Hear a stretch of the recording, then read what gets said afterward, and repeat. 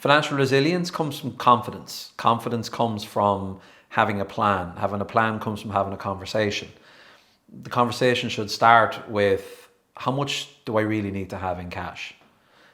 Because you cannot begin to discuss investing and saving for the longer term unless you have security that if something happens, that you have liquidity. Liquidity is cash.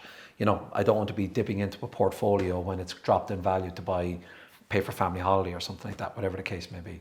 So what we say to clients is, if what's going on in the market today, or in general, your resilience should come from the fact that that's why you have rainy day savings. That's why your rainy day savings are in a zero risk entity, whatever that looks like.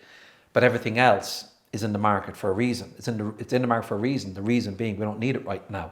So why would we worry? We should worry about the value. I'm not being blasé about it, but what do we fund? What's the goal we're funding for?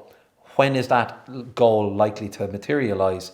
How far away is that? And if the time horizon is 5, 6, 7 years away from where we are today, well then, as I said, it's not really that important. It's important what's worth it. I can't worry about saying that. But realistically, it's the most important date is 5, 6, 7, 8, whatever that piece is in the future that's worth then.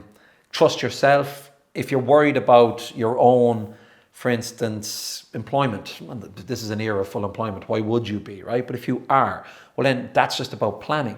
As in, maybe you need a 12-month buffer. So our recommendation is always 6 months take-home pay in cash, and then you get everything else in the market. If you're in a particular volatile industry and you're worried about something like that and you want resilience, well then you just build up your, it's like you need a bigger rainy day fund than somebody else. But the last thing you do is panic and worry. Okay, when you're making a decision, remember, the best decisions come when you're calm. So you sit down, you look at your situation, you say, is it worth panicking here right now? What are the consequences of me making a really silly decision regarding my finances? Why would I worry about that fund when I have this pot of money over here? And as I said, if you have that pot of money, then you really have nothing to worry about.